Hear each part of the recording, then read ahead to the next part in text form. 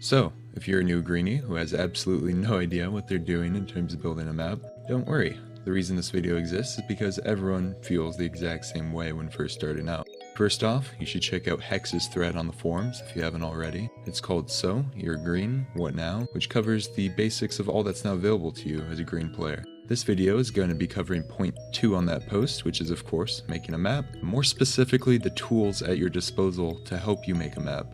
Without further ado, we'll start with the most basic tool available to you, which is creative mode. You can get creative by using the command /warp theta. Theta is Minr's creative and map building world. When you warp, you'll be brought to this beautifully designed bedrock box with 3 signs, all of which are going to give you creative mode, but will teleport you to the theta nether, theta spawn in the overworld, and the theta end. At the iconic theta spawn here, you have these signs which will teleport you 1,000 blocks in each direction, which should help you find an empty area to start building. A few new commands are available to you. /set_home and then a name of your choosing will allow you to create your own personal warp. You can use this at your build so you don't lose them. /home and then the name you chose will bring you right back to where you set it. /call is the Minr plugin's version of /tpa if you've ever played on server with Essentials or a similar plugin. Basically, if you want to teleport to a player, you type /call, then their name, and then they can accept it with /bring and then your name. If you're planning on building a map with your buddies from Hardcore, this is the easiest way to link up with them. If you're interested in using custom player heads to spice up your build, type /hdb and it'll pull up a menu with heads in all sorts of categories. You can also do /hdb search to find a specific head you need. Just click the heads from the menu and they'll pop into your inventory. If you want the head of a specific player, you can do /phead and then a username. Armor stands are another way to add detail to your map, whether it be NPCs or custom objects.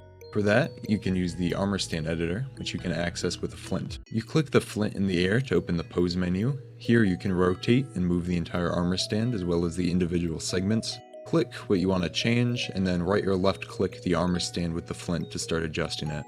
The mouse button you use will determine the direction it'll go. You can use these buttons up here to change between big adjustments and finer adjustments. You can change the armor stand attributes like size, gravity, or toggle its arms and base plate on or off. You can copy and paste an armor stand using these buttons. You have 4 different save slots here to use. You can also adjust the armor stand's equipment with this option. Finally, you can ask a staff member to make the armor stand invisible, which will let you pull off a few cool tricks.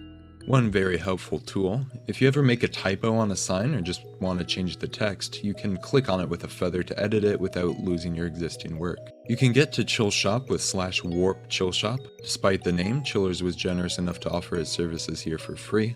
There's tons of tools here, most notable of which are these locked inventory blocks, light blocks, pre-lit lamps, and the debug stick. There's a bunch of other stuff for you to check out here on your own as well. Greens are also now able to modify their own region flags. Just ask an admin to set up the boundaries of a region, and you can modify them with /rg flag. The forum post with the list of available flags and the documentation on what they do are both in the description. Alternatively, you can run /rg info. Select your region, hit flags, and you can see a full list of your region's flags and their states there. You can also use a debug stick to modify the states of blocks and regions that you're both added to and have the map tools template on them. And that's it for this video. I hope you learned a thing or two. If you have any questions, I'm sure the rest of the Greens Plus and I will be more than happy to help you out.